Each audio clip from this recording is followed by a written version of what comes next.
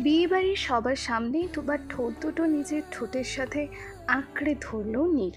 তুবা নিজেকে ছাড়ানোর চেষ্টা করছে, কিন্তু নীর তাকে ছাড়ছে না, বরং আরো শক্ত করে জড়িয়ে ধরেছে। সবার চোখ যেন ছানা বড়া হয়ে গেল। বাড়ি ভর্তি বরযাত্রীর সামনে যে নীর এই কাজটা করবে তা কেউ ভাবতে পারেনি। আজ তুবার বিয়ে, কিন্তু কোথা থেকে নীর তার বডিগার্ডদের নিয়ে হাজির হলো এই বিয়ে বাড়িতে। আর এসেই স্টেজে উঠে সকলের সামনে তুবার ঠোঁট দুটো নিজের আয়ত্তে নিয়ে নিল নীর। 10 মিনিট কিস করার পর নীর তুবাকে ছাড়লো। তুবা তো পুরো বরফ হয়ে দাঁড়িয়ে আছে। এটা কি হলো তার সাথে? তুবা তো নীরকে এইখানে এভাবে একদমই আশা করেনি। করবেই বা কিভাবে? নীর যে বেঁচে আছে তা দেখেই তুবা এক বড় সড়ো শক খেয়েছে। তার উপর নীর সবার সামনে এমন এক কাজ করবে তা তুবা ভাবনার বাইরেই ছিল। আপাতত সে কোমায় আছে। যে তার সাথে কি হয়ে গেল? তুবাকে চুপ থাকতে দেখে তখনই নীর তুবার বাবা ওসমান সাহেবকে বলে ওঠে, তারপর শ্বশুরমশাই, আমার বউকে অন্য একজনের সাথে বিয়ে দেওয়ার কথা আপনি ভাবলেন কি করে? চুপ করো বেয়াদব ছেলে। আমার মেয়েকে তো আমি তোমার সাথে বিয়েই দেইনি, তাহলে ও তোমার বউ হলো কোত্থেকে? দাঁতে দাঁত চেপে ওসমান বলল। এসব কাহিনী দেখে তুবার যার সাথে আজ বিয়ে হতে যাচ্ছে সেই পক্ষের সব লোকেরা একদম আবুল হয়ে তাকিয়ে থাকে নীর আর তুবার দিকে। বর পক্ষের লোক অর্থাৎ তুবার যার সাথে বিয়ে হতে যাচ্ছিল সেই ছেলের বাবা আতিক সাহেব বলে, সি সি সি ওসমান সাহেব, আপনাকে আমি ভালো জানতাম। আর আপনি আপনার মেয়ের যে আগে বিয়ে হয়েছে আমাদের কেন জানাননি? এত বড় কথা কিভাবে লুকালেন? দেখুন আমার মেয়ে। সবাই দেখলেনই তো আমার বউকে আমি কত ভালোবাসি, তার প্রমাণ তো দিলাম। এরপরও যদি আপনাদের কোনো সমস্যা থাকে তো আমি না হয় আমার বউকে জড়িয়ে। আমরা আর কিছু দেখতে চাই না, সবাই চলো এখান থেকে। আপনারা শুনুন। বরপক্ষরা আর দাঁড়ালো না, ওসমান সাহেবের বাড়ি থেকে চলে গেল।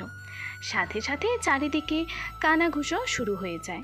কেউ তুবাকে অপবাদ দিচ্ছে, আবার কেউ তুবার চরিত্রের দিকে আঙুল তুলছে। তা দেখে ওসমান সাহেবের মাথা নিচু হয়ে যায়। সমাজে তার একটা রেপুটেশন আছে, যা আজ এই নীর ছেলেটা এসে সব মিশিয়ে দিল।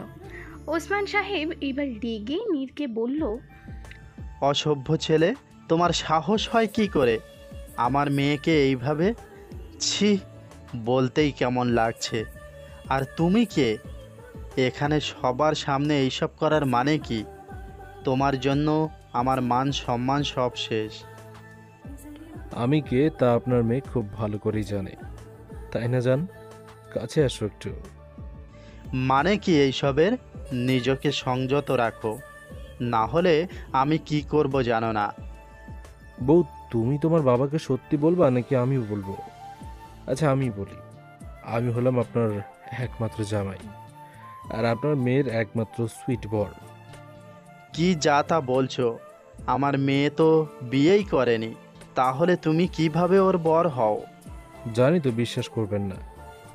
দাঁড়ান, নুহাস, কাবির নামাটা নিয়ে আয় তো। নীরের ডাকে নুহাস নামের ছেলেটা নীর আর তুবার বিয়ের কাবিন নামাটা নীরের হাতে দেয়। তারপর নীর তা ওসমান সাহেবের হাতে দেয়। ওসমান সাহেব তা হাতে নিয়ে দেখে সত্যি এটা নীর আর তুবার কাবিন নামা, আর তাতে তুবার সাইনও রয়েছে, সাথে আইডি কার্ডের ফটোকপিও আছে। এই সব দেখে ওসমান সাহেবের মাথায় হাত দিয়ে বসে। তা দেখে নীর বলে, কি বিশ্বাস হলো তো যে আমি আপনার মেয়ের একমাত্র বর? এখন হয়তো আপনার মাথায় আসছে কিভাবে কি হলো, তাই তো? চলেন আপনাকে সব বলি। আসলে ও যখন হোস্টেলে পড়তো তখন আমাদের পরিচয় হয়। ও যেই কলেজে পড়ছিল আমি সেই কলেজের ট্রাস্টি ছিলাম। তুবা আমাকে আগে থেকে পছন্দ করতো, কিন্তু আমি কোনো সময় ওকে পাত্তা দিইনি। একদিন তো কিছু কথাও শুনিয়ে গিয়েছিলাম, আর সেটা নাকি ওর ইগোতে লেগে যায়। তারপর থেকে জিদ ধরে বসে যে সে নাকি আমার থেকে ওর প্রতিশোধ নেবে। এরপর ও প্রতিশোধ নেওয়ার জন্য পিছে পড়ে যায় আমার। সে আমার সাথে ভালোবাসার অভিনয় করতে থাকে, আর একসময় আমি ওর ভালোবাসা দেখে ওকে ভালোবেসে ফেলি। কিন্তু কিছুদিন না যেতেই তুবা আমায় বিয়ে করার জন্য জোর করতে থাকে। যেহেতু আমি ওকে ভালোবাসতাম, তাই তখন আমিও রাজি হয়ে ওকে বিয়ে করে ফেলি। কিন্তু বিয়ের পরের দিন ওকে আমি আর খুঁজে পাইনি। পরে ওর ফ্রেন্ডরে জিজ্ঞেস করলে জানতে পারি সে এইসব আমার থেকে ওর অপমান প্রতিশোধ নেওয়ার জন্য এমন করেছে। আর ও আমায় ধোঁকা দিয়ে এখানে আপনার কাছে চলে এসেছে। এখন যতই যাই হোক, ও আমার স্ত্রী। ও আমায় ভালো না বাসুক, আমি তো বাসি নাকি? তাই আমি ওকে আমার কাছে নিয়ে আসবো বলে ঠিক করি। কিন্তু মাঝে আমার কিছু কাজ পড়ে যায়, যার জন্য আমায় দেশের বাইরে যেতে হয়েছিল। কিন্তু আজ যখন এসে শুনলাম ও অন্য কাউকে বিয়ে করছে, তখন আমার মাথায় আগুন ধরে যায়। যতই যাই হোক, আমি ওকে সত্যি ভালোবাসি, আর ও আমার বউ। আমি কিভাবে ওকে অন্য একজনের সাথে সহ্য করি? তাছাড়া আমাদের ডিভোর্সও হয়নি। তাই আমি সবার সামনে ওকে এইভাবে মানে দেখছেনই তো কি করলাম, সেটা আর বলা লাগবে নাকি? নীর কথাগুলো বলে চুপ হয়ে গেল। তবে এতক্ষণ তুবা চুপ থাকলেও এখন সে চুপ থাকতে পারল না। তুবা এগিয়ে আসে ওর বাবা ওসমান সাহেবের সামনে। ওসমানকে বলে, বাবা এসব মিথ্যা, তুমি আমার কথাটা শোনো। সে এসে এসব বললো আর তুমি বিশ্বাস। তুবা পুরো কথা শেষ করতে পারে না। তুবা আর কিছু বলার আগে ওসমান সাহেব তুবার গালে চড় বসিয়ে দেয়। যে বাবা আজ পর্যন্ত নিজের মেয়ের গায়ে ফুলের টোকাও পড়তে দেয়নি, সেই আজ তুবাকে চড় মারল। তুবা ছলো ছলো চোখে তার বাবার দিকে তাকিয়ে বলে, বাবা তুমি আমাকে। চুপ, একদম চুপ। এই শিক্ষা দিয়েছি আমি তোকে? একটা বিয়ে নিয়ে তুই ছেলে খেলা করতে পারিস না। আমি জানতাম তুই একটু জেদি, কিন্তু তাই বলে তুই এতটা নিচে নামতে পারলি? তুই যে এমন হবি আমি স্বপ্নেও ভাবিনি। তোর মা মারা যাওয়ার পর তোর কোনো ইচ্ছার কমতি রেখেছিলাম বল? তুই তুই ঢাকায় গিয়ে পড়ালেখা করবি, সেটাও করতে দিয়েছি। তোকে ফুল ফ্রিডম দিয়েছি। আজ সেই ফ্রিডমের এমন শিক্ষা দিলি আমায়। আমার মান সম্মান ধুলোয় মিশিয়ে দিলি। কি জানি কাকে না কাকে বিয়ে করেছিস। তোর এই জেদের জন্য আমাকে বারবার অপমানিত হতে হয়। সব কিছুতে তোর এই জিদ। তাছাড়া নিজের জন্য তুই আমার মান সম্মান নষ্ট করে দিলি। ও শ্বশুরমশাই, আমি যে কেউ না, বুঝলেন? আপনি হয়তো আমি চিনেন নাই। নীর রহমানের নাম তো শুনেছেন, তাই না? The one of ABD company and the number one businessman of Bangladesh. আমি সেই নীর রহমান, চাইলে খোঁজ করে দেখতে পারেন। আর মান সম্মান নষ্ট নয়, বরং বেড়েছে। ভিড়ের ভেতর থেকে একজন মহিলা পেছন থেকে বলে, হ্যাঁ, ওই সত্যি নীরব রহমান দেশের টপ বিজনেসম্যানের মধ্যে একজন, তাকে আমি চিনি। ওসমান সাহেব কথাগুলো শুনে কিছুক্ষণ চুপ করে থাকলেন। কি বলবে বুঝতে পারছে না, কারণ এডিবি গ্রুপ অফ কোম্পানিকে কে না চেনে।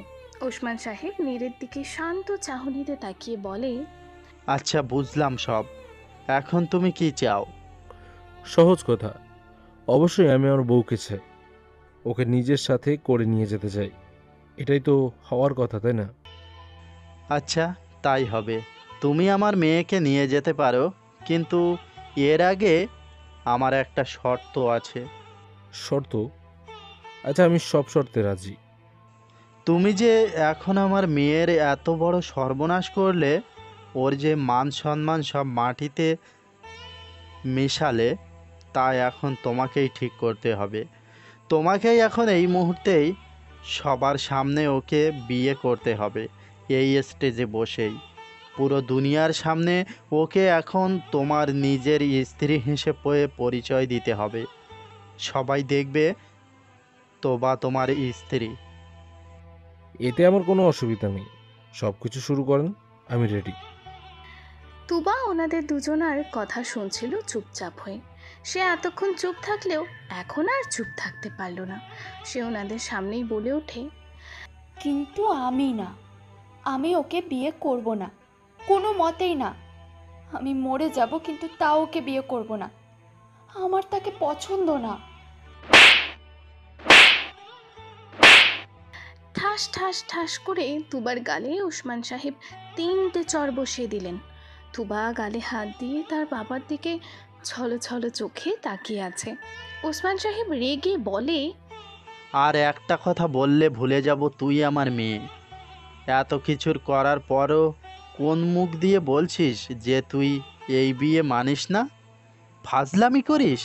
ছেলেটার সাথে এমন করার পর যে ওই তোকে সসম্মানে নিজের স্ত্রীর অধিকার দিচ্ছে, তোকে মেনে নিতে চাচ্ছে, এটাই তোর সাত কপাল। তারপরও তুই কোন মুখে মানা করছিস? সাহস অনেক তোর, তাই না? বাবা, তুমি তুমি যাই বলো, আমি ওকে বিয়ে করব না। করব না মানে না। ওর মতো মানুষের সাথে আমি থাকতে পারবো না। দেখ তোবা, রাগের চরম পর্যায়ে নিয়ে গেছিস আমাকে। মান সম্মান শেষ করে এখন বলিস বিয়ে মানিস না? এই মঞ্চে বিয়ে হবে আবার। তুই যদি এই বিয়ে না করিস তাহলে আমার মরা মুখ দেখবি।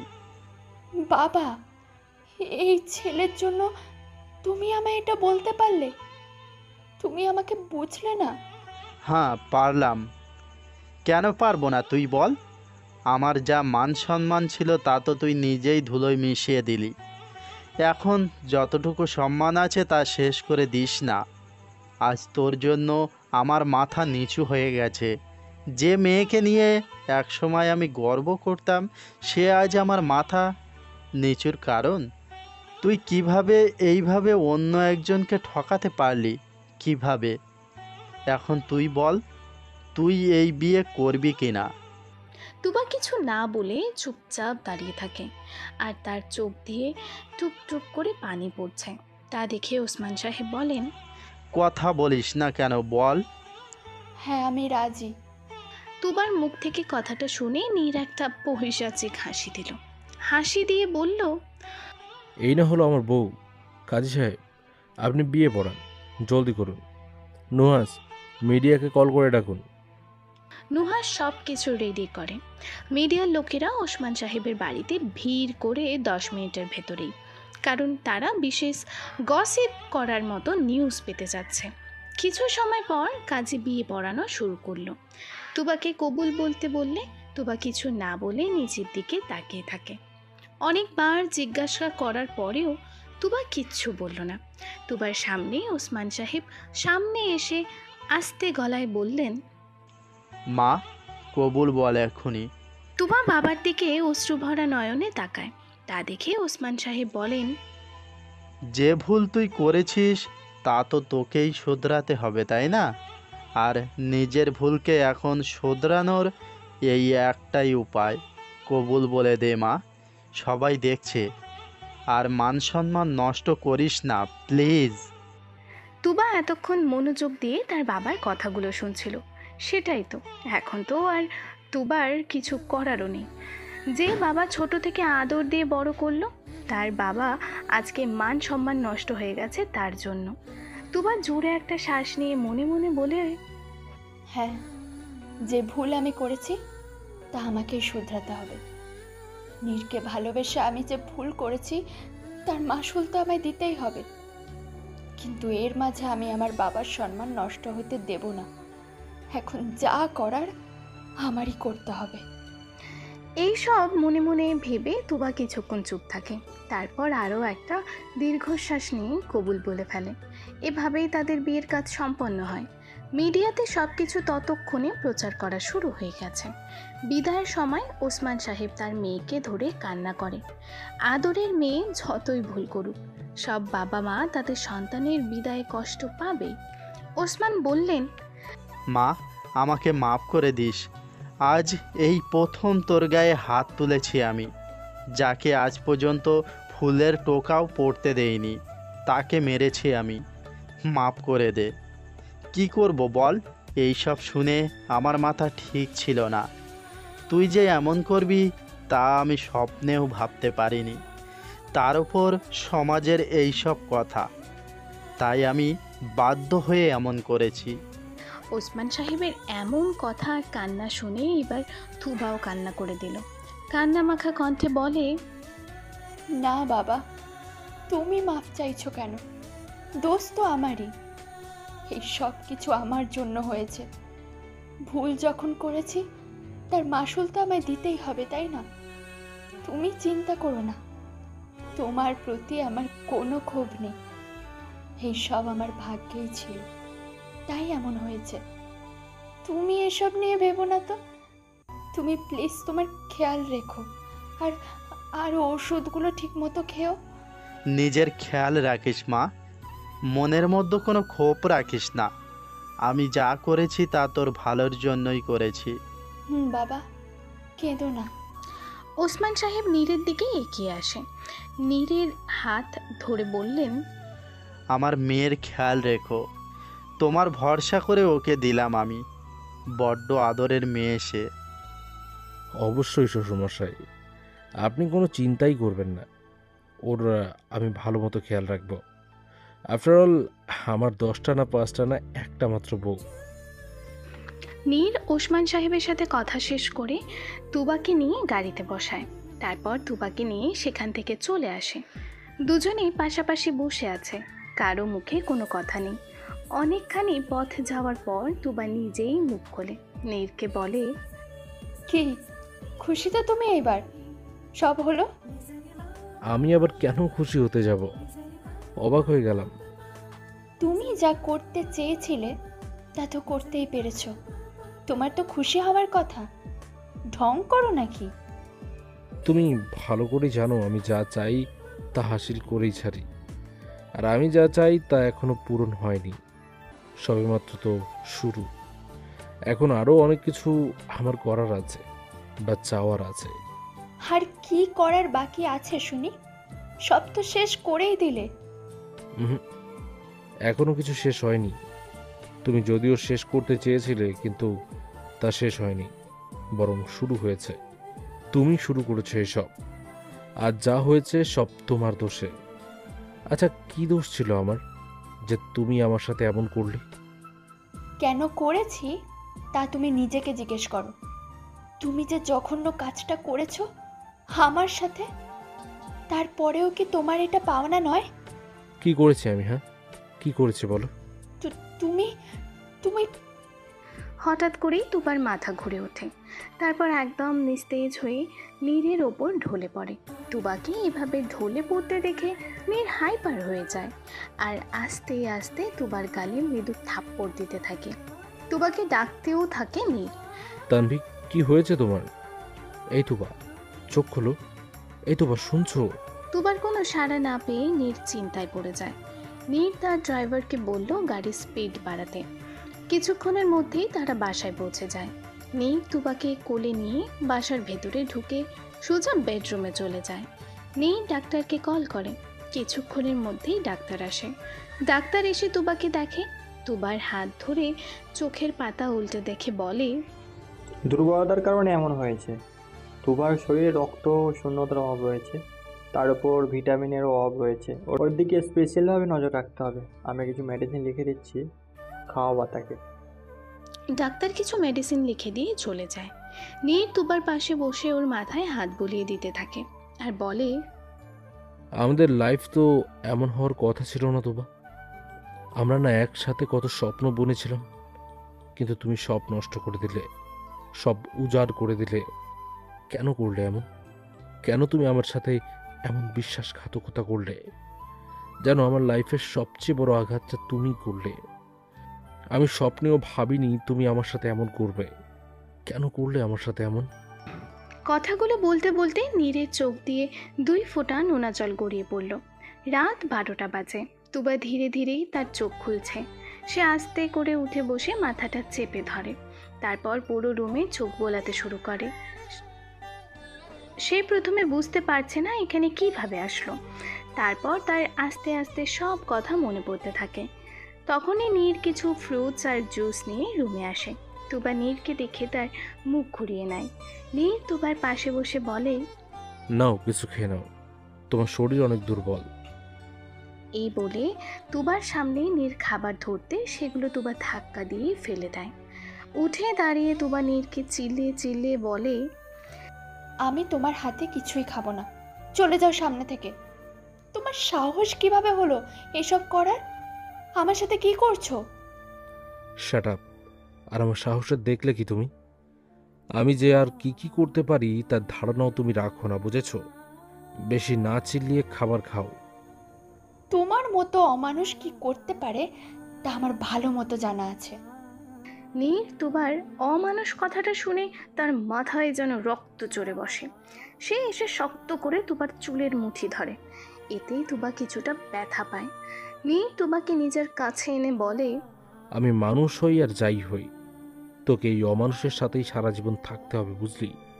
তোকে কেউ আমার থেকে আলাদা বা নিয়ে যেতে পারবে না। তোমার সাথে থাকার চেয়ে আমি মরা বেশি পছন্দ করব। মুখ অন্যদিকে ঘুরিয়ে নিল তুবা। নীর আর এক হাত দিয়ে তুবার গাল চেপে ধরে তার দিকে মুখ করে বলে, তার হচ্ছে না বউ, তোমাকে আমার সাথেই থাকতে হবে। প্রতি সেকেন্ড, প্রতি মিনিট, প্রতিটা মুহূর্ত তোমাকে আমার সাথে থাকতে হবে। এই কথাগুলো তোমার মাথায় ঢুকিয়ে নাও। কেন করছো এমন? কি চাই তোমার? কেন ফিরে এসেছো তুমি আবার? চলে গিয়েছিলে ভালোই ছিলাম, কেন এসে আমার জীবনটাকে অতিষ্ঠ করে তুললে? নীর একটু মুচকি হাসতে থাকে। তুবা রেগে যায়। নীর হাসি দিয়ে বলে, কিসের জন্য এমন করছি তা তোমার অজানা নয়, আর আমার কি চাই তা তুমি ভালো করেই জানো। যে ভুল তুমি করেছো তার মাসুল দিবা না তা কেমনে হয়? ওইটা কোনো ভুল ছিল না। আমি যা করেছি তা একদম ঠিক করেছি, যার জন্য আমার মনে বিন্দু মাত্র আফসোস নেই। ভেবেছিলাম নিজের ভুল বুঝে মাপ চাইবে, অনুতপ্ত হবে, কিন্তু না, তুমি তো কোনো দিন নিজের ভুল স্বীকার করতেও শিখনি, না এখন আর না তখন। বিশ্বাস করো, তুমি যদি সামান্য পরিমাণ অনুতপ্ত হতে, খুশি হয়ে তোমায় আবার আপন করে নিতাম, ভুলে যেতাম তুমি আমার সাথে কি করেছিলে। আমি কেন অনুতপ্ত হব? আমি যা করেছি একদম ঠিক করেছি। তোমার মতো অমানুষের সাথে এমনই হওয়া উচিত। আমার আফসোস নেই। নীর তুবাকে ছেড়ে দেয়। জোরে শ্বাস নিয়ে বলে, কিন্তু বুকের বাঁ পাশটায়, এই যে হার্টে, তাকাও এদিকে, বুকের এইখানে করো না, আমি সইতে পারবো না। আর তুমি আমায় সেই এই জায়গাতেই আঘাত দিলে, তাও আবার নিজের হাতে আঘাত দিলে। দেখো, তোমার দেওয়া আঘাত এখনো আছে। নীর তুবার হাত ধরে তার দিকে ঘোরাতে দেখাতে গেলে তুবা চিৎকার দিয়ে বলে ওঠে, না, আমি কিছু দেখতে চাই না। নিজের চোখ হাত দিয়ে ঢেকে তুবা কথাটা বলল। নীর একটা তাচ্ছিল্যের হাসি দিয়ে বলে, নিজের দেওয়া আঘাত নিজেই দেখতে পারছো না, তাহলে আমি কিভাবে তা বয়ে বেড়াচ্ছি একবারও ভাবলে না এইসব করার আগে? তুমি যা করেছো তার মাসুল তোমায় দিতেই হবে। বি রেডি জান, তৈরি হয়ে নাও জান। এখন থেকে তোমার সাথে যা হবে তা তুমি ভাবতেও পারবে না। এখন থেকে তুমি সেই প্রতিটা মিনিট, প্রতিটা দিন, প্রতিটা মুহূর্তকে দোষ দিবে যা তুমি আমার সাথে কাটিয়েছ। তুমি অভিশাপ দেবে সেই মুহূর্তকে যখন তোমার আমার সাথে দেখা হয়েছিল। তুমি কি ভেবেছো তুমি যা বলবে তা আমি চুপচাপ করে মাথা পেতে নেব? তাহলে সেটা তোমার ভুল ধারণা। আমিও দেখব তুমি কিভাবে কি করো। আমাকে যদি দুর্বল ভেবে থাকো তাহলে তুমি বড্ড বড় ভুল করছো। আমি আর আগের মতো নেই যে তোমার কথার বাধ্য হব। জানি তুমি আর আগের মতো নেই, তাই তো নিজের হাতে নিজের ভালোবাসাকে শেষ করে দিতে তোমার হাত একটুও কাঁপলো না। আচ্ছা, কি কমতি ছিল আমার ভালোবাসায় যে তুমি এমন করলে? কিভাবে পারলে নিজের ভালোবাসার মানুষটার সাথে বিশ্বাসঘাতকতা করতে? সেটা ভালোবাসা না, মোহ ছিল। অল্প বয়সে করা একটা ভুল ছিল, আর কিছুই না। আমি আর যাই হোক কোনো খুনিকে ভালোবাসতে পারি না। তুবার কথা শুনে নীল কিছুটা হাসলো। নীল তুবার কাছে আসে। তুবার কোমর জড়িয়ে ধরে নীল বলে, হ্যাঁ, আমি খুনি। তুমি আমায় খুনি হতে বাধ্য করেছ। তোমার দেওয়া আঘাত আমাকে খুনি বানিয়েছে। তোমার জন্য আমি আমার সব অনুভূতি, আবেগ, ফিলিংসকে খুন করেছি। খুন করেছি তোমার জন্য আমার ভালোবাসাকে। আচ্ছা, তুমি না আমায় ভালোবাসো না? তাহলে কেন তোমার দেওয়া আঘাত তুমি নিজেই দেখতে পারছো না? কেন আমায় আঘাত করার সময় তোমার চোখে পানি ছিল? কেন যখন আমি তোমার আশেপাশে থাকি তখন তোমার মধ্যে এক আলাদা অনুভূতির সৃষ্টি হয়? কেন আমি পাশে থাকলে তুমি নিজেকে নিরাপদ মনে করো? কেন? জানি না, আমি কিচ্ছু জানি না। তোমার এই অস্থিরতাই বলে দিচ্ছে তুমি জানো এই উত্তর, কিন্তু মুখে প্রকাশ করতে চাও না। কিন্তু এখন তাতেও লাভ হবে না। তোমায় আগেই বলেছিলাম, আল্লাহর কাছে দোয়া কইরো যে আমি যাতে ফিরে না আসি। তা না হলে আমি কি করব আমি নিজেও জানি না। এখন যখন ফিরে এসেছি তখন তো তোমায় এর ফল পেতেই হবে। মেয়ের কথাগুলো বলে তুবাকে হাত মোচড় দিয়ে উল্টা করে ধরে। এতে তুবা ব্যথায় কুঁকড়িয়ে ওঠে। নীর তা দেখে একটা পৈশাচে হাসি দিয়ে বলে, এখন তো সবে শুরু জান, এর চেয়ে বেশি কষ্ট তোমায় সহ্য করতে হবে। আমায় দেওয়া প্রত্যেকটা আঘাত, প্রত্যেকটা ছলনার মাসুল তোমায় দিতে হবে। এই বলে নীর তুবাকে মাটিতে ফেলে দিয়ে চলে যায় রুম থেকে। ধাক্কা দেওয়ার ফলে তুবার মাথা টেবিলের ওপর গিয়ে বাড়ি খায়। আর তখনই তুবার মাথার কোণা দিয়ে রক্ত পড়তে থাকে। কিন্তু এই আঘাত যেন তার হৃদয়ের আঘাতের সামনে কিছুই না। সে যে কষ্ট বয়ে বেড়াচ্ছে তার সামনে এই কষ্ট অতি নগণ্য। তুবা সেখানে বসেই কাঁদতে থাকে। একসময় সেখানেই ঘুমিয়ে পড়ে। রাত 3টার দিকে নীর বাড়ি ফেরে। রুমে এসে দেখে তুবা নিচে শুয়ে আছে। নীর ওর পাশে গিয়ে ওকে কোলে তুলে নিয়ে বিছানায় শুইয়ে দেয়। তারপর উঠে আসতে গিয়ে তুবার মাথার দিকে নজর যায় ওর। অনেকখানি কেটে গেছে আর সেখানে রক্ত জমাট বেঁধে আছে। তা দেখে নীরের বুকের ভেতর মোচড় দিয়ে উঠল। সে সাথে সাথে ফার্স্ট এইড বক্স এনে তুবার রক্ত মোছে ড্রেসিং স্টার্ট করে দেয়। ড্রেসিং শেষে সে তুবার দিকে গভীর দৃষ্টিতে কিছুক্ষণ তাকিয়ে থাকে আর বলে, কি আজব ব্যাপার, তাই না? তোমায় আমি কষ্ট দিব বলে আজ এত ড্রামা করলাম, অথচ তোমার এই সামান্য আঘাত আমার সহ্য হচ্ছে না। মনে হচ্ছে আমি নিজেই আঘাত করছি নিজেকে। সেখানে তোমায় কিভাবে কষ্ট দেব? তুমি পাষাণ হতে পারলেও আমি পারবো না। আচ্ছা, আমি তো আগে এমন ছিলাম না। আমার মনে তো কারোর জন্য কোনো অনুভূতি ছিল না। পাষাণের থেকে অধম ছিলাম আমি। আর তুমি সেই পাষাণকে মানুষ করে তুললে, তার মধ্যে অন্যের জন্য অনুভূতি জাগালে, তাকে ভালোবাসতে শেখালে। যেখানে সবাই আমায় ভয় পায় সেখানে তোমাকে হারানোর ভয় আমি পেতাম।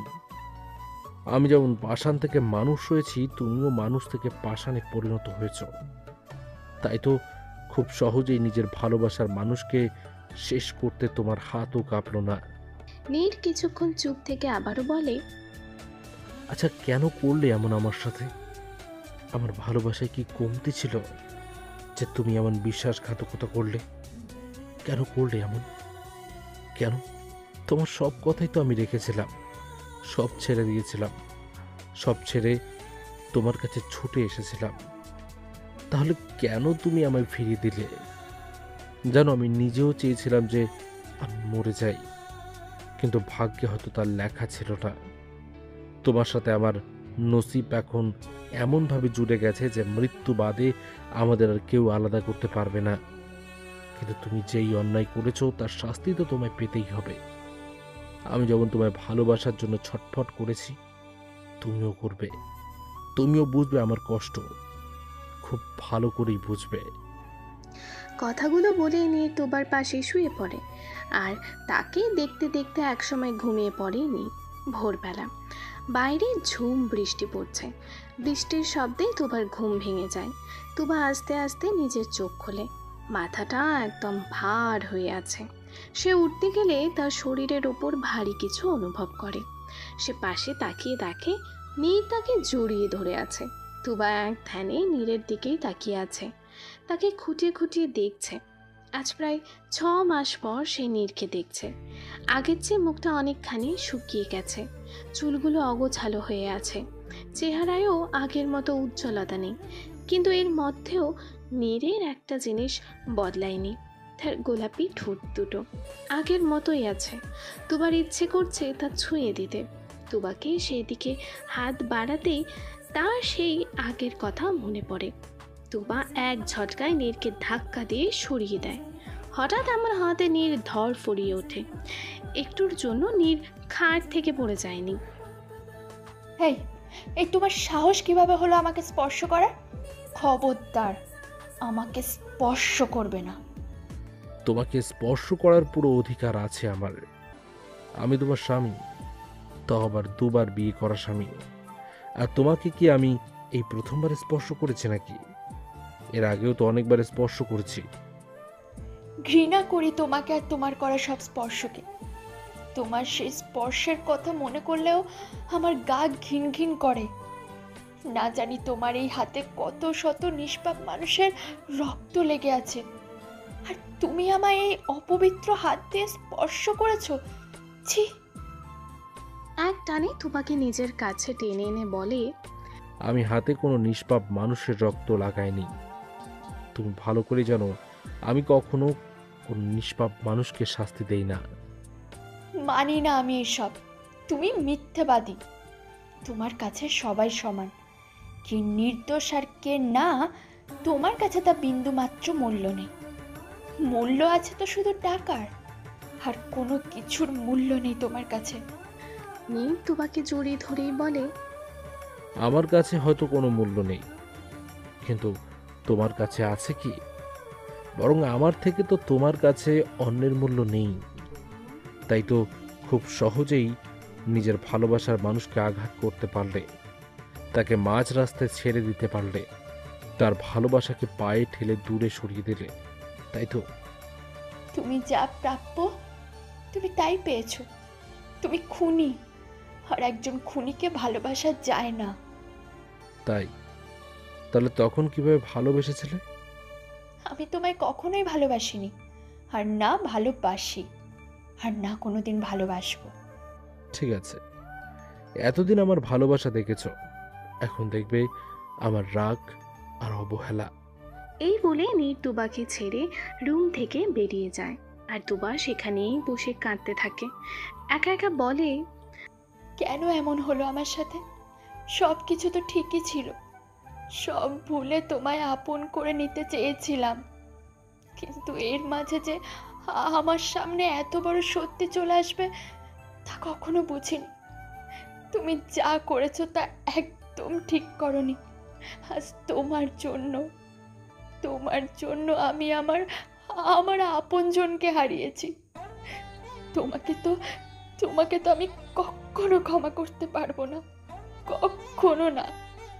তুমি শুধু আমার থেকেই আমার সব কিছু কেড়ে নাওনি, শত শত মানুষের কাছ থেকেও তুমি তাদের সব কেড়ে নিয়েছো।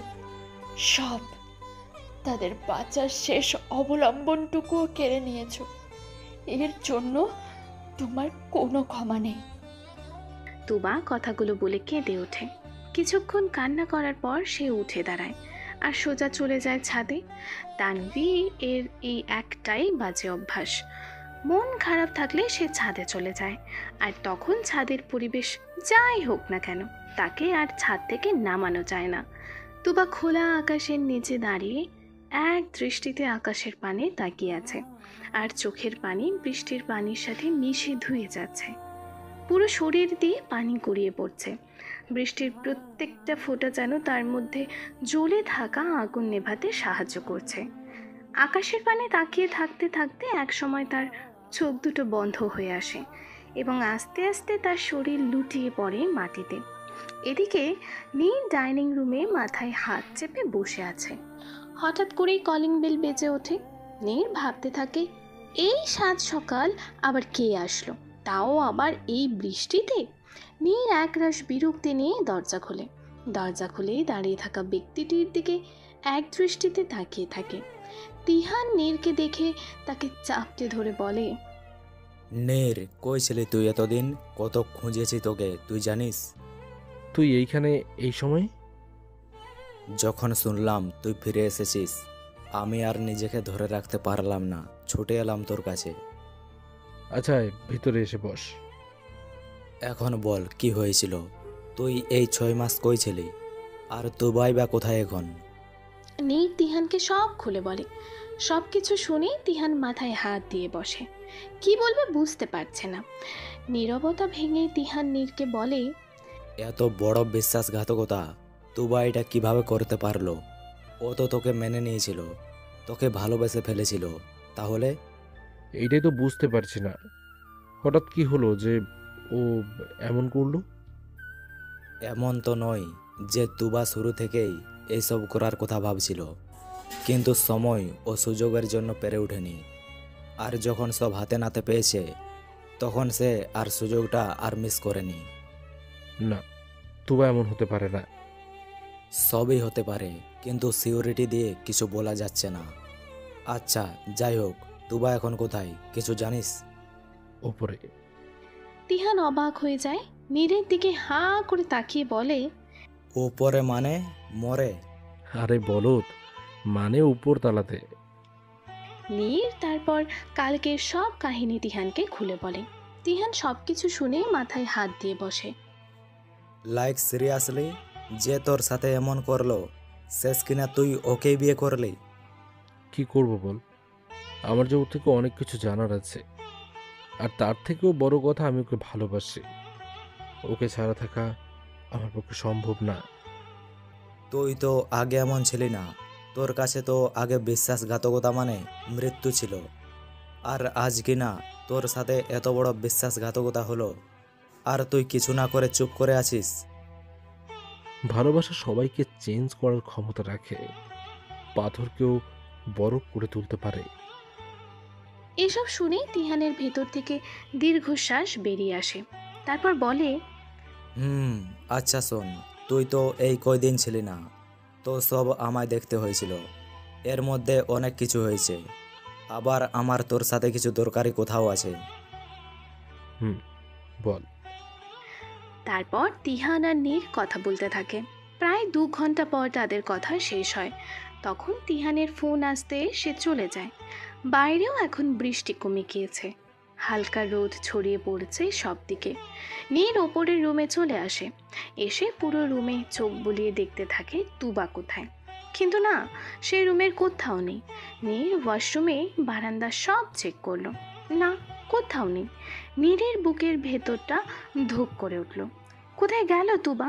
নীর পুরো বাড়ি খুঁজতে থাকে।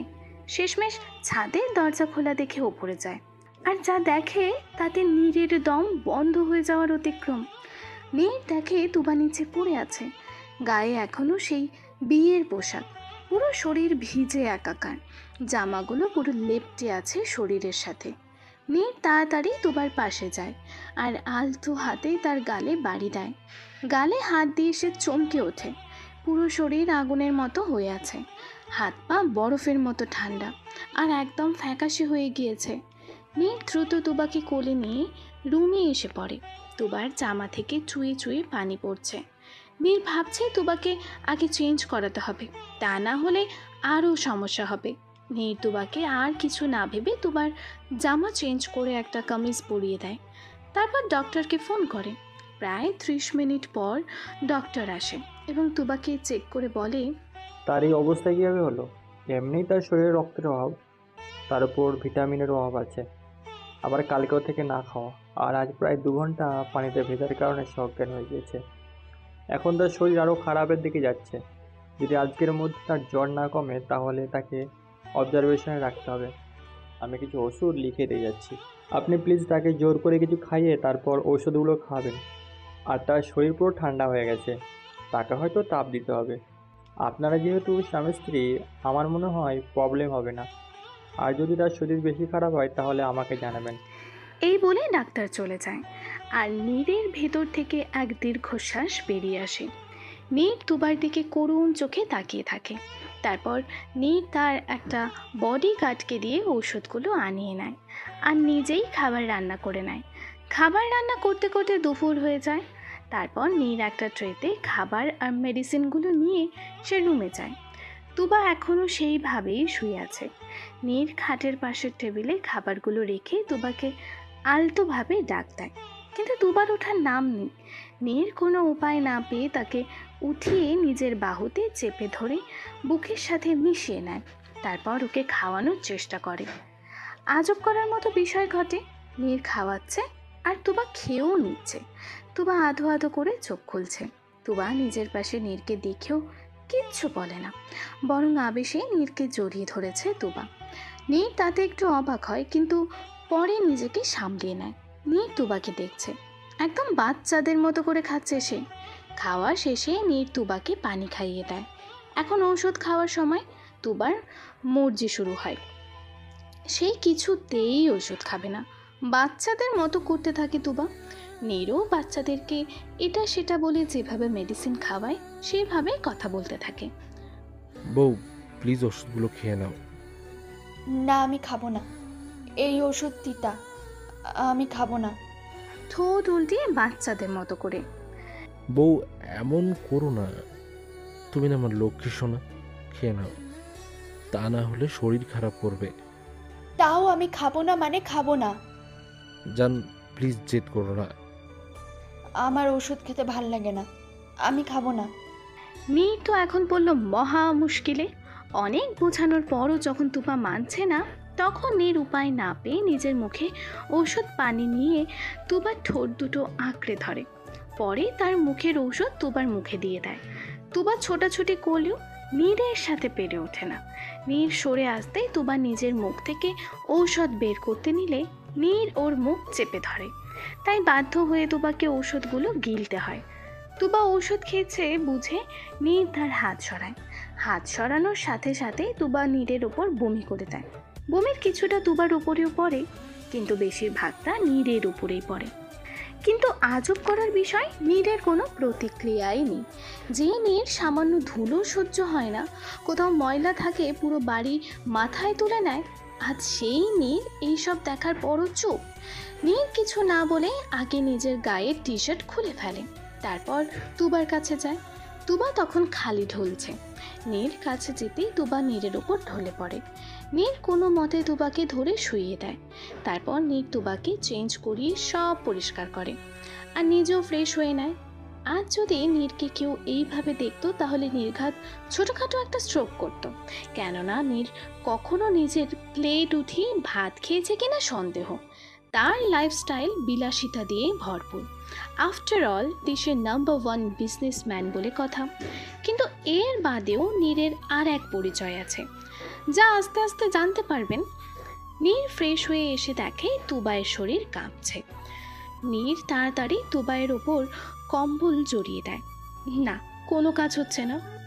নীর তাড়াতাড়ি একটা বাটিতে পানি এনে তার মধ্যে কাপড় ভেজায় আর তুবাইয়ের মাথায় জলপট্টি দিতে থাকে। অনেকক্ষণ এইভাবে জলপট্টি দেয়, কিন্তু তুবাইয়ের কাঁপুনি কমছেই না। নীর বাধ্য হয়ে তুবার পাশে গিয়ে ওকে আষ্টে পৃষ্ঠে জড়িয়ে শুয়ে পড়ে।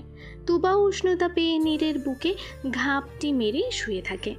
কিছুক্ষণ পরে তুবাইয়ের কাঁপুনি কমতে শুরু করে। এতে নীর কিছুটা রিল্যাক্স হয়। কিছুক্ষণ পরে কিছু শব্দ কানে আসে। নীর তাকিয়ে দেখে তুবা কি যেন বিড়বিড় করছে। নীর তার কান তুবার কাছে নিয়ে শোনার চেষ্টা করে তুবা কি বলছে। নীর সে শুনতে পায়, নীর, প্লিজ আমায় ছেড়ে যেও না, আমি তোমায় ছাড়া থাকতে পারবো না, খুব ভালোবাসি তোমায়, খুব, প্লিজ ছেড়ে যেও না, প্লিজ। তুবা ঘুম ঘুম জড়ানো কণ্ঠে বলে। তুবা কথাগুলো কিছুটা অস্পষ্টভাবে বললেও নীর বুঝে গেল তুবা কী বলতে চাচ্ছে। এইসব শুনে নীরের ভেতর থেকে একটা দীর্ঘশ্বাস বেরিয়ে আসে আর সে তুবার দিকে তাকিয়ে বলে, এ কেমন খেলা খেলছো তুমি? যেখানে কষ্ট পাওয়ার কথা তোমার, সেখানে কষ্ট পাচ্ছি আমি। যেখানে তোমার ভেতর আগুনে জ্বলার কথা, সেখানে আমার ভেতর আগুন জ্বলছে। কাতর হয়ে যাচ্ছি তোমার ভালোবাসার জন্য। আমার সাথে এত বড় বিশ্বাসঘাতকতা করার পরও আমি তোমায় ঘৃণা করতে পারছি না। তুমি আমার যে বুকে আঘাত করেছিলে, আমিও সেই তোমায় একই জায়গায় আঘাত করতে চেয়েছিলাম।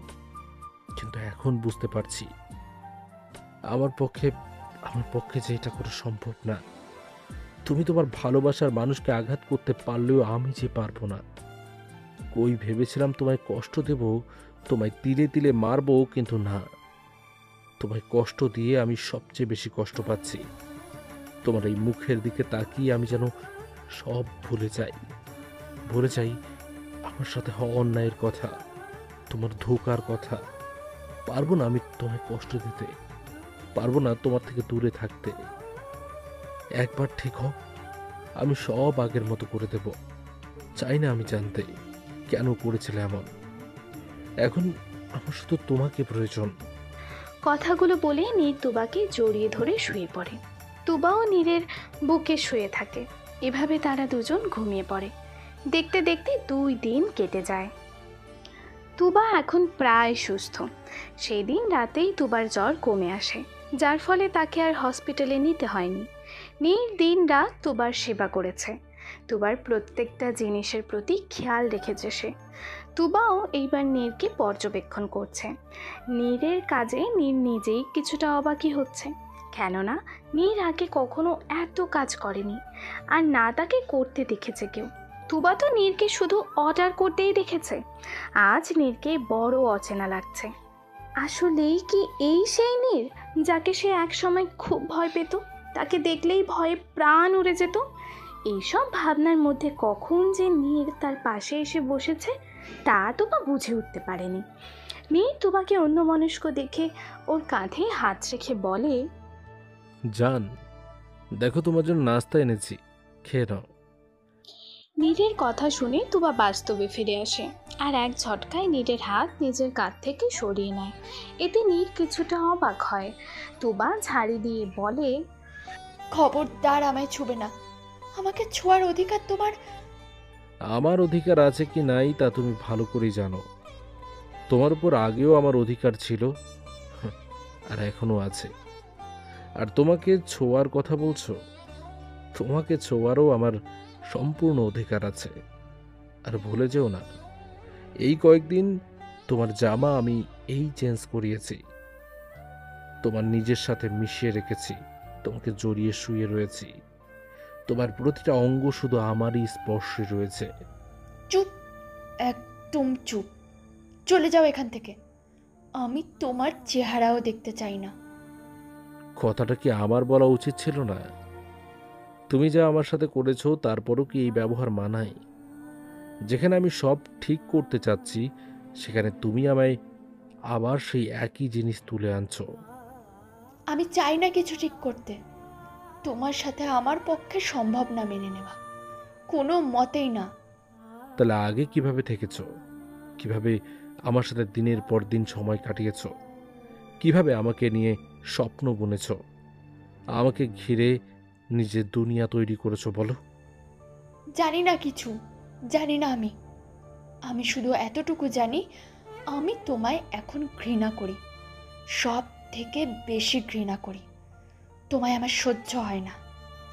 নীর এবার তুবার বাহু দুটো চেপে ধরে বলে, কেন সহ্য হয় না? কি এমন করেছি আমি যার জন্য আমি তোমার কাছে অসহ্যের কারণ? যার জন্য আজ তুমি আমায় ভালোবাসার জায়গায় ঘৃণা করো? বলো। কেননা তুমি খুনি, আর আমি যাই হোক কোনো খুনিকে ভালোবাসতে পারি না। খুনি আমি নাকি তুমি?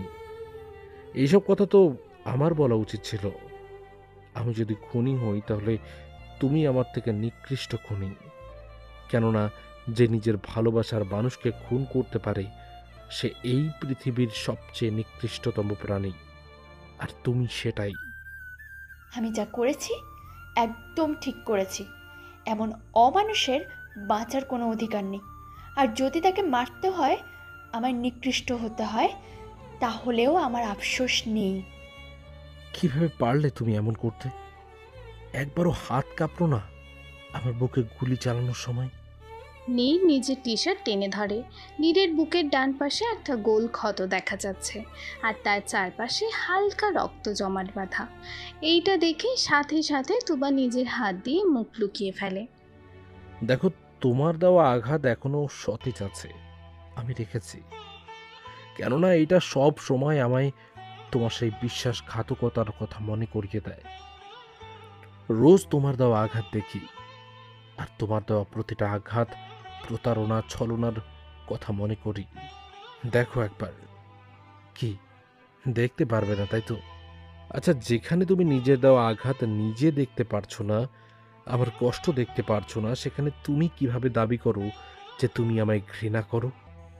আমি কিছু জানি না।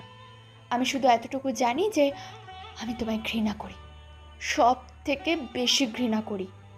উহুম, তুমি আমায় ঘৃণা করো না, বরং আমায় নিজের থেকেও বেশি ভালোবাসো। আর আমি এটা 100% শিওর যে তুমি ভালোবাসো। কিভাবে জানো? কারণ তোমার চোখ দুটো তোমার ভালোবাসাটা জানান দিচ্ছে। তোমার না বলা কিছু কথাগুলো বারবার তোমার মনে উকি দিচ্ছে। আমাকে কাছে পাওয়ার পর তোমার চেহারায় কোনো ভয় বা আতঙ্ক নেই, বরং আছে আমায় ফিরে পাওয়ার এক প্রশান্তি। তোমার মন ব্যাকুল হয়ে আছে আমার কাছে ছুটে আসার জন্য। তোমার এই ক্লান্ত চাহনি বলে দিচ্ছে কত রাত তুমি আমার জন্য নিজের বালিশ ভিজিয়েছ, কত রাত নির্ঘুম কাটিয়েছ। আমার স্মৃতি যে তোমায় প্রতিনিয়ত করে করে খেয়েছে, কিন্তু তুমি এসব মানতে নারাজ। তোমায় আমি ভালো করে চিনি। তুমি মরে যাবে তাও স্বীকার করবে না তুমি আমায় ভালোবাসো। তুবা একদম নিশ্চুপ। তার কাছে যে এর উত্তর নেই, কেননা নীর যা বলছে তা একদম সত্যি। সে চাইলেও এসব অস্বীকার করতে পারবে না, আর না স্বীকার করতে পারবে। তুবাকে নিশ্চুপ দেখে নীর বলে, জানি না কেন এমন করছো। আমি নিশ্চিত তুমি শুধু শুধু এমন করনি। অনেক বড় কিছু হয়েছে তাই তুমি এমন করছো। তা না হলে যে আমার সামান্য ক্ষত দেখতে পারতো না, সে কিভাবে আমার এত বড় আঘাত দিতে পারে? কিন্তু তুমি যা করেছো তার শাস্তি তো তোমাকে পেতেই হবে। তুমি যা করেছো তার মাসুল হিসেবে তোমায় আমার সাথে আজীবন থাকতে হবে। আমার থেকে তুমি কোনোদিনও মুক্তি পাবে না। নীর কথাগুলো বলে হন হন করে চলে যায়, আর তুবা সেখানে বসে কাঁদতে থাকে। একা একা নিজেকে বলে, হ্যাঁ তুমি ঠিক, নিজের চাইতেও বেশি ভালোবাসি তোমায়। কিন্তু তুমি যা করেছো তার সামনে আমার ভালোবাসা অতি নগণ্য। তোমার করা সব ভুলের জন্য আজ আমি বাধ্য হয়েছি আমার ভালোবাসাকে মাটি চাপা দিতে। কেননা আমি তোমার সব কিছুর জন্য মাফ করতে পারলে আমার, এমন না করলে তুমি পারতে। কেন এমন করলে তুমি? আমার ভালোবাসা নিয়ে কিভাবে খেলতে পারলে বলো তো? আমার থেকে এইভাবে সব কেন কেন সব এইভাবে কেড়ে নিলে?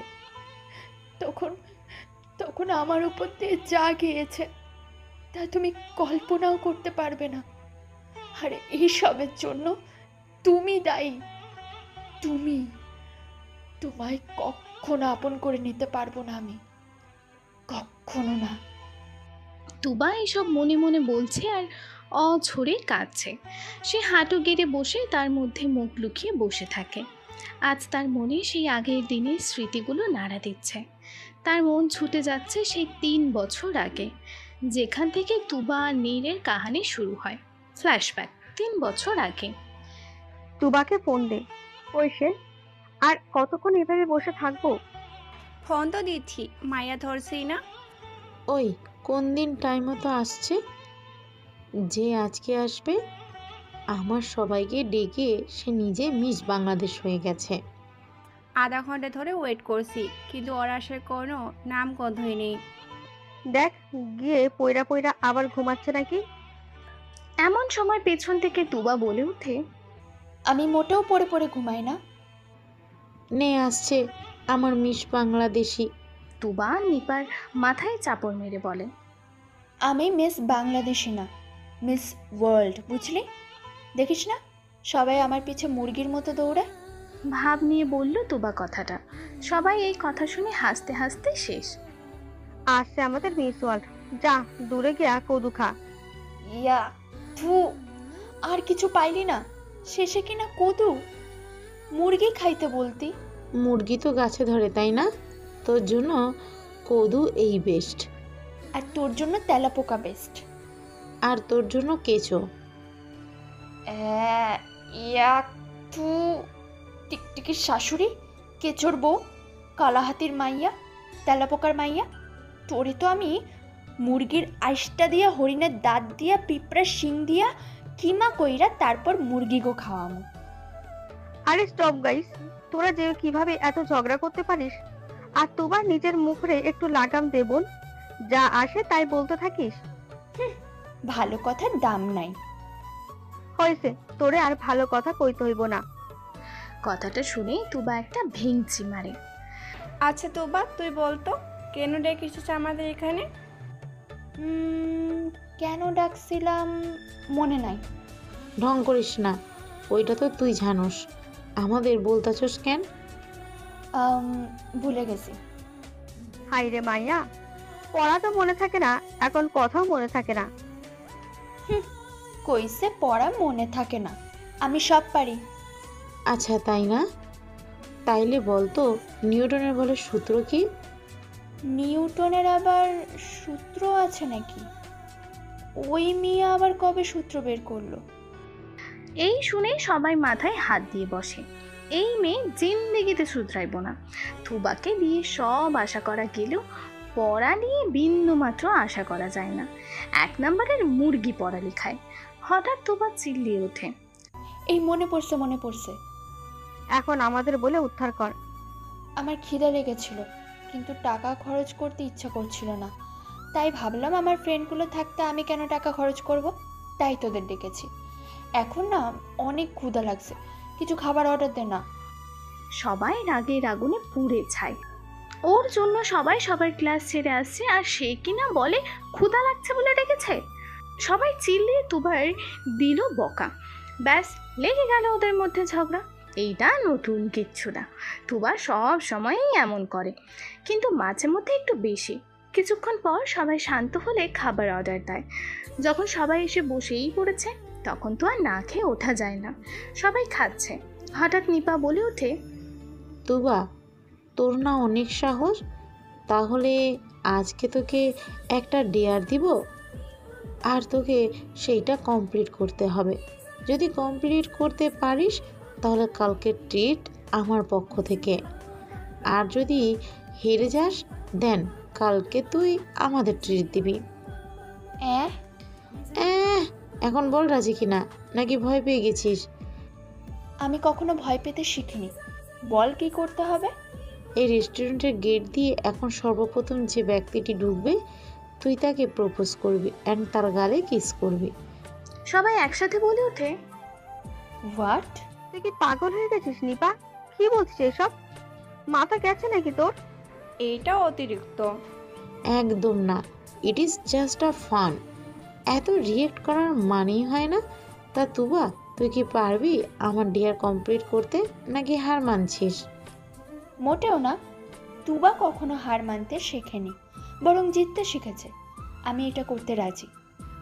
আমার তো মনে হয় না তুই এই ডিয়ারে জিততে পারবি। মেরে উগান্ডা কি কাসাম, যদি না জিতছি তো আমি আমার তেলাপোকাগো টাকলা করে দিব। তুবার কথা শুনে সবার মধ্যে হাসির রোল পড়ে গেল।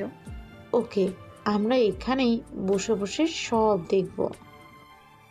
প্রায় কিছুক্ষণ পরেই একজন রেস্টুরেন্টে ঢুকলো। পেছনে 4-5 জন কালো পোশাক পরা বডিগার্ড টাইপ লোকও আছে, আর তাদের সামনে একজন লোক, মনে হচ্ছে তাদের বস। লোকটি আর কেউ না, নীর।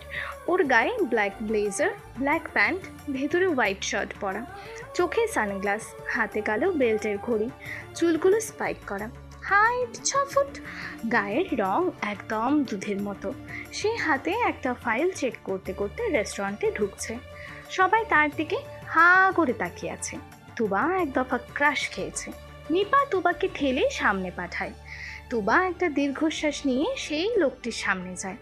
লোকটি তুবাকে দেখে বাঁশ কাটাতে চলে যেতে গেলে তুবা বলে, এক্সকিউজ মি। কিন্তু নীর শুনল না, তাই তুবা আবারও ডাকলো, তবুও শুনল না নীর। এইবার তানভি রেগে গিয়ে বলে, এই যে মিস্টার লম্বু গাছ। নীর এবার ঘুরে তাকায়। তারপর কিছু বলার আগেই তুবা বলে ওঠে, আই লাভ ইউ মিস্টার লম্বু গাছ। এটা বলেই তুবা নীরের গালে কিস করে দৌড় দেয়। আর এই দিকে সবাই হাঁ করে আছে নীরের দিকে। তুবা চলে যেতেই বাকিরাও ওর পেছনে বেরিয়ে যায়। নীর অবাক হয়ে দাঁড়িয়ে আছে। তার সাথে এটা কি হলো? নীরের বডিগার্ডরা ভয়ে জমে গেছে, কেননা তারা নীরের রাগ সম্পর্কে জানে। আজ পর্যন্ত কেউ নীরের সামনে ভালো মতো দাঁড়িয়ে কথা বলার সাহস পায়নি, সেখানে এই মেয়ে নাকি নীরকে কিস করলো। আর তারা এটাও জানে না যে নীরের রাগ কোন তুফান থেকে কম না।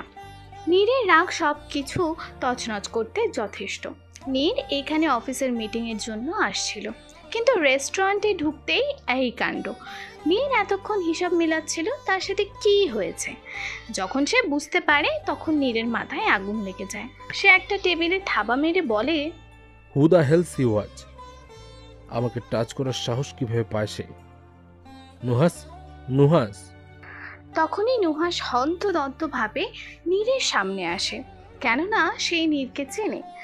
যদিও তার সামনে আসতে 0.0005 সেকেন্ড দেরি হয়, নীর ওর একটা হাড্ডিও আস্ত রাখবে না। নুহাস সামনে আসতেই বলে, who the hell was she? আমাকে সবার সামনে কিস করার সাহস কই পায় এই মেয়ে? কে এই মেয়ে? জানি না স্যার। তাহলে জানোটা কি? নুহাস ভয়ে কাচুমাচু হয়ে যায় আর কয়েকটা ঢোক গেলে নীর বলে, তোমাকে আমি কেন রাখছি? যাতে কেউ আমার সামনে আসতে না পারে। তুমি থাকতেও আমার সামনে এসে এইসব করার সাহস কোথায় পেল? স্যার, সব কিছু তাড়াতাড়ি হলো যে আমরা কেউ বুঝতেই পারলাম না। আর ওকে দেখে মনে হয়নি যে ওই এমন কিছু করবে।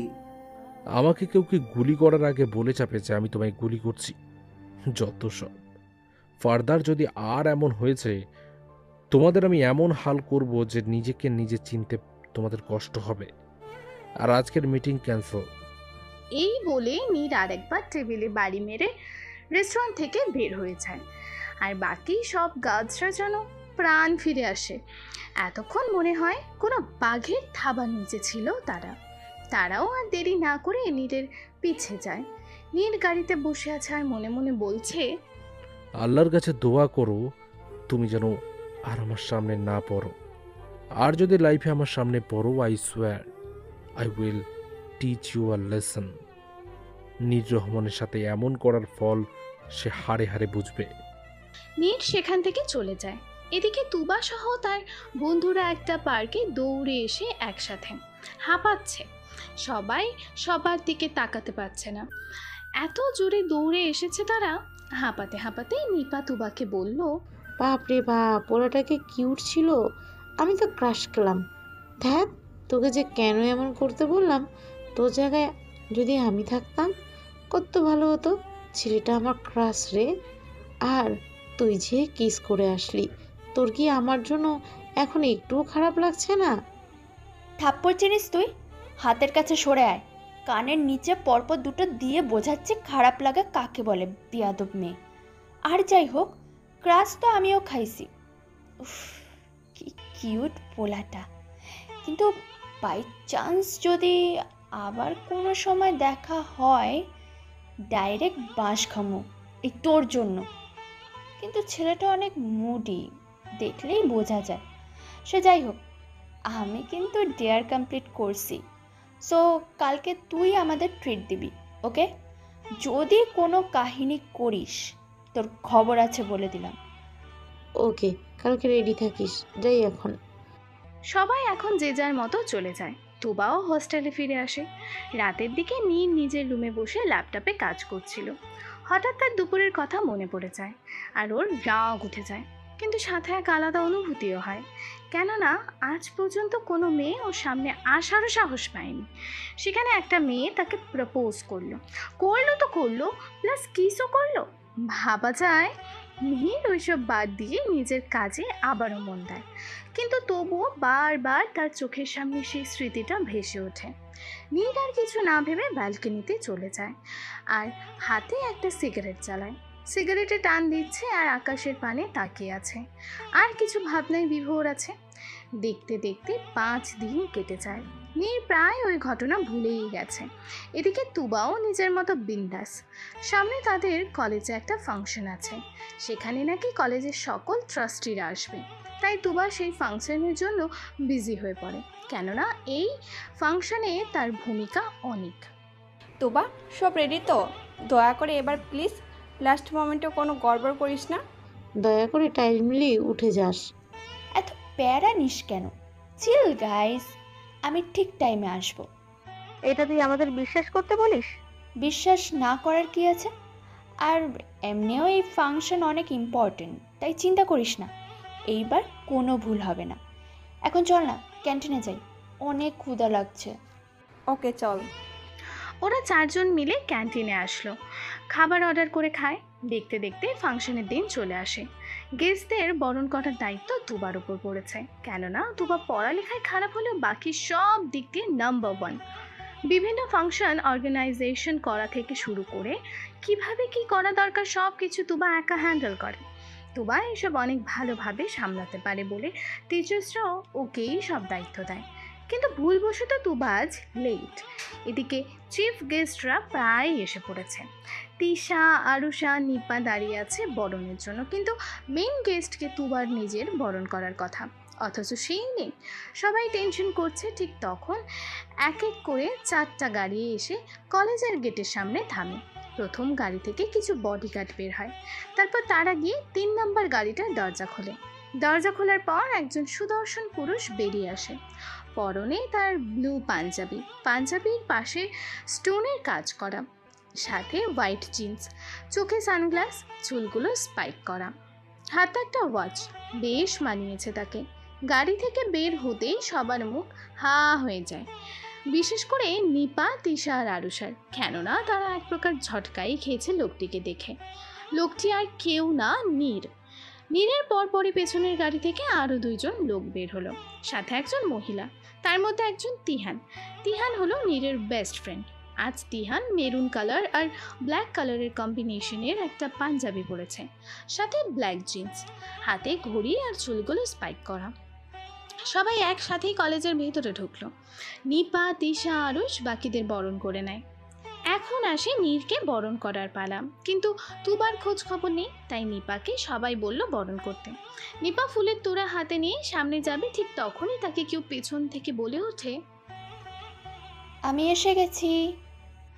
সবাই পেছনে তাকায়, নীরও পেছনে তাকায়, আর তাকিয়ে যা দেখতে পায় তাতে যেন তার চোখ দুটো স্থির হয়ে যায়। সামনে তুবা দাঁড়িয়ে আছে, নিজের কানের দুল ঠিক করতে করতে সামনে আসছে। নীর আজ ভালো করে তুবাকে দেখছে। তুবার পরনে আজ নেভি ব্লু শাড়ি, 3/4 হাতা প্লাস ফুল গলা ব্লাউজ, টানা টানা চোখে কাজল দেয়া, ঠোঁটে হালকা পিঙ্ক কালারের লিপস্টিক, সাথে হালকা মেকআপ, কানে ঝুমকো পরা, আর হাতে এক মুঠ নীল কালারের রেশমি চুড়ি, চুলগুলো এক সাইডে সিথি করে ছানা। তুবার গায়েটাও এমনি ফর্সা, তাই ব্লু কালারটা তাকে বেশ মানিয়েছে, অপরূপ লাগছে তাকে। নীর তো এক ধ্যানে তুবার দিকে তাকিয়ে আছে। তুবা নিজের ঝুমকা ঠিক করে নিপার হাত থেকে ফুলের তোড়াটা নেয় আর বলে, সরি, আসলে শাড়ি পরতে গিয়ে লেট হয়ে গেছে। পরে কথা বলিস, আগে বরণ কর। তুবা আর কিছু না বলে সামনে তাকিয়ে চিফ গেস্টকে বরণ করতে গিয়ে বড় শক খায়, কেননা সামনে যে নীর দাঁড়িয়ে। ভয়ে কয়েকবার শুকনো গলায় ঢোক গিলে নেয় তুবা, তারপর কাঁপা কাঁপা হাতে তাকে ফুল দিয়ে বরণ করে। নীর এখনও এক ধ্যানে তুবার দিকে তাকিয়ে থেকে ফুলটা নেয়। এতে তুবার কিছুটা আনইজি লাগে। নীর তা বুঝে চোখ সরিয়ে নেয়। তুবাও তাড়াতাড়ি সেখান থেকে সরে আসে। গেস্টরাও নিজের জায়গায় গিয়ে বসে। তাদের জন্য সবার সামনের সিটগুলো রিজার্ভ করা হয়েছে। সবাই আসন গ্রহণ করে। এদিকে তুবা তো ভয়ে শেষ, একদমই কি করবে বুঝতে পারছে না। বন্ধুদের সাথে কথা বলছে তুবা। এই লম্বু গাছ এখানে কি করছে রে? তিনি আমাদের চিফ গেস্ট, সাথে এই কলেজের ট্রাস্টি নীর রহমান, বিরাট বড় লোক বুঝলি। খাইছে রে, এই পোলা তো নিশ্চিত আমায় কলেজ থেকে বের করেই ছাড়বে। আল্লাহ, এই বিপদে মোরে রক্ষা করো। বাট এই ইয়াং বয়সে ট্রাস্টি, উফ, সেই লাগছে নীরকে দেখতে, তাই না? আরে তিনি শুধু ট্রাস্টি না, দেশের নাম্বার 1 বিজনেসম্যান। এডিবি কোম্পানির মালিক। তার কোম্পানির ব্রাঞ্চ দেশ বিদেশে ভরা। তাই তিনি ছোট বয়সে ভালো সফলতা অর্জন করে ফেলেছে। তাতে আমার কি? আমারে যে এখন কি করবে ওই ছেলে আল্লাহই জানে। আমি শিওর আমারে উগান্ডায় পাঠাই দিবে। ফাংশন শেষে সরি বলে নিস, তাহলেই হবে। আর এখন ফাংশনে মনোযোগ দে, একটু পর তোকে স্টেজে যেতে হবে। এইদিকে ফাংশন শুরু হয়ে গিয়েছে, কিন্তু নীরের সেই দিকে কোনো খেয়াল নেই। সে তো তার নীল পরীকে খুঁজতে ব্যস্ত, মানে তুবাকে খুঁজছে নীর। তখনই অনুষ্ঠানের হোস্ট হৃদয় বলে ওঠে, শুভ দর্শক মণ্ডলী, যে সময়ের জন্য আপনারা সবাই অপেক্ষা করেছেন সে সময় এসে পড়েছে। আমাদের হৃদয় গতি বাড়াতে নিজের তালে আমাদের মাতিয়ে তুলতে আসছে আমাদের টুইন কুইন তুবা রহমান। তুবা রহমান নামটাই শুনে নীরের বুকটা ধক করে ওঠে, কিন্তু কেন তা সে জানে না। হঠাৎ সব লাইটস অফ হয়ে যায়। কিছুক্ষণ পর স্টেজের মাঝে লাইট জ্বলে ওঠে। সবার দৃষ্টি সেদিকে। স্টেজে তুবা একটা চেয়ারে বসে আছে, হাতে গিটার, মুখের সামনে মাইক। নীর তুবাকে দেখে খানিকটা অবাকই হয়। তারপর তুবা গিটারের টিউন ধরে আর গাইতে শুরু করে। আমার একলা আকাশ থমকে গেছে রাতের স্রোতে ভেসে, শুধু তোমায় ভালোবেসে। আমার দিনগুলো সব রং চিনেছে তোমার কাছে এসে, শুধু তোমায় ভালোবেসে। তুমি চোখ মেললেই ফুল ফুটেছে আমার ছাদে এসে, ভোরের শেষের ঠোঁট ছুঁয়ে যায় তোমায় ভালোবেসে। আমার একলা আকাশ থমকে গেছে রাতের স্রোতে ভেসে, শুধু তোমায় ভালোবেসে। গান শেষে সবাই জোরে জোরে তালি দিতে থাকে, অনেকে শীর্ষ বাজাতে থাকে। নীর তো এতক্ষণ মুগ্ধ হয়ে তুবার গান শুনছিল। সে যেন তুবার গানে হারিয়ে গিয়েছিল। নীরের মনে এক অজানা ভালো লাগা কাজ করছিল।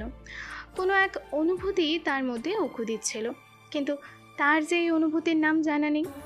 তালির শব্দে নীরের হুঁশ ফেরে, আর স্টেজে তাকিয়ে দেখে তুবা নেই। সে ওয়াশরুমের কথা বলে তুবাকে খুঁজতে থাকে। খুঁজতে খুঁজতে কলেজের বাগানের দিকে চলে যায়, আর সেখানে এসে যা দেখে তাতে নীরের মাথা গরম হয়ে যায়। তার চোখ দুটো ভীষণ লাল হয়ে আছে, আর তার চাহনিতে হিংস্রতা ফুটে উঠেছে। সে দেখলো, নীর যা দেখলো, তুবাকে নীরব নামের একটা ছেলে জড়িয়ে ধরে আছে, আর তুবা ওকে ছাড়ানোর আপ্রাণ চেষ্টা করছে, কিন্তু পারছে না। ছেলেটা প্রায় তুবাকে অনেক বাজেভাবেই টাচ করছে। এসব দেখে নীরের মাথা গরম হয়ে যায়। তার চোখ দুটো ভীষণ লাল হয়ে আছে, আর তার চাহনিতে হিংস্রতা ফুটে উঠেছে। নীর সামনে এগোতেই যাবে, তখন দেখে তুবা তার পা দিয়ে সেই ছেলের পায়ে পাড়া দিল। যেহেতু তুবা পেন্সিল হিল পড়েছিল, তাই ছেলেটা পায়ে বেশ ভালোই ব্যথা পেয়েছে। তুবা ওই ছেলের পায়ে পাড়া দেওয়ার পর ওর পা টেনে ধরে ফেলে দেয় তুবা। তারপর পাশে থাকা বাঁশের টুকরা দিয়ে ইচ্ছা মতো পিটাতে থাকে ছেলেটাকে, আর বলে, হাতির বাচ্চার ঘরের নাতির ঘরের বউয়ের একমাত্র পোলা, তোরা 100 বার ওয়ার্নিং দিছি, আমার কাছে আসবি না। এতদিন কিছু বলি নাই দেখা মাথায় উঠটা গেছিস, তাই না? আজকে তুই তোর সব সীমানা পার করে গিয়েছিস। আজ তোর এমন অবস্থা করব যে তুই আর কোনো দিন কোনো মেয়ের দিকে বাজে নজরে তাকাবি না। কথাগুলো বলে তুবা ছেলেটাকে ভালো মতোই পিটাতে থাকে, আর নীর মুগ্ধ হয়ে তুবাকে দেখতে থাকে। নীর কখনো কোনো মেয়েকে এইভাবে প্রতিবাদ করতে দেখেনি। তুবার মধ্যে এক আলাদা জাদু আছে, যা নীরকে তার প্রতি আকর্ষিত করছে।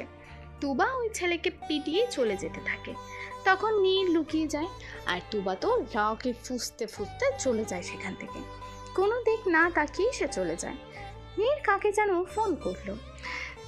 তার কিছুক্ষণ পরেই দুজন কালো পোশাক পরা লোক আসে সেখানে। নীর তাদের বলে, ওই সামনে একটা ছেলে পড়ে আছে, তাকে উঠিয়ে নিয়ে যাও তো, ওর সাথে দরকার আছে। নীরের কথা মতো তারা সেই ছেলেটার কাছে গিয়ে দেখে ছেলেটা ওঠার চেষ্টা করছে। তারা ওই ছেলেটাকে উঠিয়ে নিজেদের সাথে নিয়ে যায় সেখান থেকে, আর নীর চলে যায় আবারও স্টেজে। তুবা স্টেজ থেকে গান গাওয়ার পর নামতেই নীরব ওই ছেলেটা এসে তুবার সামনে দাঁড়ায়, আর কিছু না বলেই নীরব তুবাকে টান দিয়ে সাথে নিয়ে যায়। ঘটনা এত দ্রুত হওয়ায় তুবা বুঝেই উঠতে পারেনি। নীরব তুবার সাথে পড়ে এবং তুবাকে ভালোবাসে, কিন্তু তুবা কখনো ওকে পাত্তাই দেয়নি। তাই আজ নীরব ঠিক করেছে তুবাকে প্রপোজ করবে, নয়তো যে কোনো কিছু করবে। নীরব তুবাকে ওর সাথে রিলেশনে যাওয়ার জন্য রাজি করাবে, নাহলে আজ তাকে ধরে নিজের জন্য বেড পার্টনার বানাবে। আর যেভাবে সেই কাজ, তুবাকে কলেজের পেছনে এনে নীরব তুবাকে প্রপোজ করে, কিন্তু তুবা মানা করে দেয় আর নীরবকে থাপ্পড় মারে। ব্যাস, নীরবের মাথা গরম হয়ে যায় আর সে তুবার সাথে জোরাজুরি করে। বাকি বিষয় আপনারা জানেন। নীর স্টেজে এসে নিজের সিটে বসে। তখন তিহান নীরকে জিজ্ঞেস করে। কোথায় গেছিলি রে? নীর বলে, একটা কল আসছিল, তাই কথা বলছিলাম। তিহান আর কিছু জিজ্ঞাসা করেনি। ফাংশন শেষে ট্রাস্টিদের সাথে প্রিন্সিপালের মিটিং ছিল, তাই সবাই কনফারেন্স রুমে চলে যায়। এদিকে তুবা নীরকে খুঁজছে তাকে সরি বলার জন্য, কিন্তু নীরকে কোথাও খুঁজে পেল না। তুবা ভাবলো নীর হয়তো চলে গেছে, তাই ও মন খারাপ করে নিজের কাজ করতে থাকে। প্রায় 3 ঘন্টার পর তাদের মিটিং শেষ হলো। নীর মিটিং থেকে বের হয়ে কাকে যেন ফোন করে আর কথা বলতে বলতে কিনারে চলে যায়। পুরো কলেজ এখন একদম নীরব, কোথাও কোনো সারা শব্দ নেই। থাকবেই বা কীভাবে? সব স্টুডেন্টসরা চলে গেছে আর ট্রাস্টিরাও একে একে চলে যাচ্ছে। নীর তিহানকে আগেই চলে যেতে বলেছিল, তাই তিহান চলে যায়। নীর কথা শেষ করে গেটের দিকে যাচ্ছে। গাড়ির সামনে এসে যেই না উঠতে যাবে তখন দেখে একটা মেয়ে গেটের সামনে দাঁড়িয়ে আছে। নীর ভালো করে তাকিয়ে দেখে তুবা দাঁড়িয়ে। তুবাকে এই সময় দেখে খানিকটা অবাকই হয় নীর। তুবাও নীরকে দেখে কিছুটা ভয় পায়, কিন্তু পরে নিজেকে সামলিয়ে নীরের কাছে যায় তুবা। তা দেখে নীর নিজের চেহারায় গম্ভীর ভাব নিয়ে বলে, কি চাই? আসলে ভাইয়া, ফাংশনের সব দায়িত্ব আমার উপর ছিল, আর তাই ফাংশন শেষে সব গোছাতে গোছাতে টাইম লেগে যায় আর দেরি হয়ে যায়। আমার সাথে যারা ছিল তারাও চলে গেছে, আমি এখানে রয়ে গেছি।